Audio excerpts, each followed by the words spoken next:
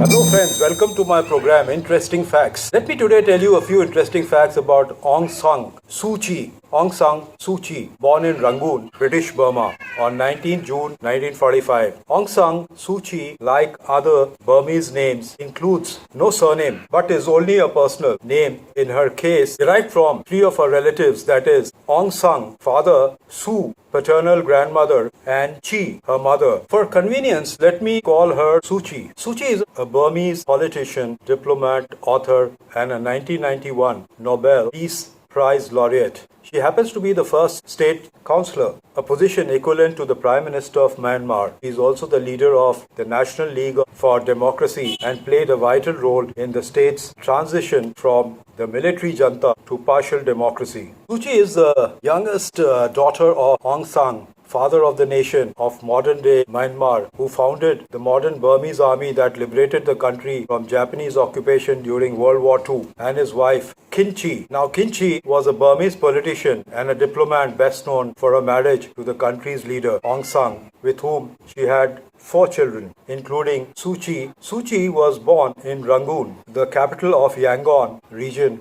and the largest city of Myanmar. Suu Kyi was born in British Burma, that was under British rule, that lasted from 1824 to 1948. After graduating from the University of Delhi in 1964 and the University of Oxford in 1968, Suu Kyi worked at the United Nations for 3 years. She then married Michael Aris in 1972, with whom she had 2 children. Suu Kyi rose to prominence in the 1988 uprisings and became the General Secretary of National League for Democracy, NLD, which she had newly formed with the help of several retired army officials who criticized the military junta. In the 1990 elections, NLD won 81% of the seats in parliament, but the results were nullified as the military refused to hand over power, resulting in an international outcry. She had, however, already been detained under house arrest before the elections. She remained under house arrest for almost 15 of the 21 years from 1989 to 2010, becoming one of the world's most prominent political prisoners. In 1999, Time magazine named her one of the children of Gandhi and a follower of non-violence. Her party boycotted the 2010 elections, resulting in a decisive victory for the military-backed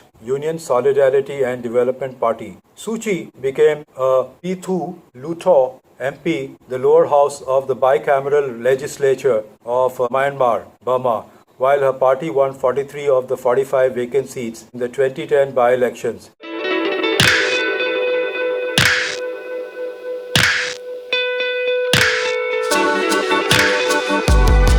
In the 2015 elections, her party won a landslide victory, taking 86% of the seats in the Assembly of the Union. Well, more than a 67% super majority needed to ensure that its preferred candidates were elected president and second vice president in the Presidential Electoral College. Although she was prohibited from becoming the president due to a clause in the constitution that her late husband and children are foreign citizens, so she assumed the newly created role of State Counsellor, a role akin to the Prime Minister or a head of the government. Since ascending to the office of State Counsellor, Suu Kyi has drawn criticism from several countries, organizations and figures over her alleged inaction in response to the genocide of the Rohingya people in the Rakhine state and refusal to accept that Myanmar's military has committed massacres. Under her leadership, Myanmar has also drawn a criticism for prosecutions of journalists. In 2019, Suu Kyi appeared in the International Court of Justice, where she defended the Burmese military against allegations of genocide against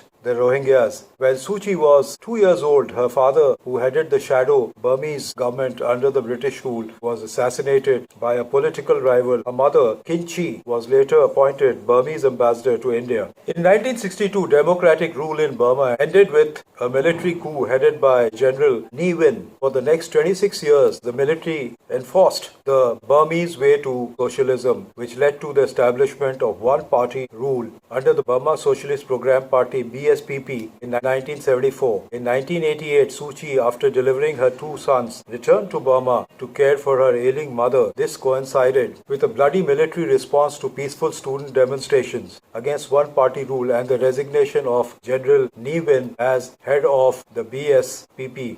On 26th August in Rangoon, Suu Kyi stood under a large poster of a slain father and addressed a large gathering of democratic supporters and proposed the establishment of People's Consultative Committee to help resolve the crisis. In October, the democratic movement was brutally crushed by another military coup headed by General Saw Maung when Burma's second struggle for independence began. Although Suu Kyi had lived overseas for most of her life, she could not remain indifferent to Burma's struggle. She became the leader of the National League of Democracy and was first placed under house arrest in Rangoon in July 1989. Under martial law, this meant that she could be detained for 3 years without trial. Her husband and sons visited her for what would be the last time as a family in September 1989. The following year, the military government attempted to cut her contact with the outside world, separated from her family and denied her personal liberty and freedom of speech. Suu Kyi continued to speak out against Burma's military rule, a stance which saw her win the 1990 Sakharov Prize for Freedom of Thought awarded by the European Parliament, in the year 1991 Nobel Peace Prize, and in the year 1992 Nehru Peace Prize. Although she was released from house detention in 1995 and was briefly reunited with her husband, she refused to leave Burma because she knew she would not have been allowed to re-enter her own country. As a result, all of Suu Kyi's most famous speeches have been delivered by third parties, either by video or in essay form.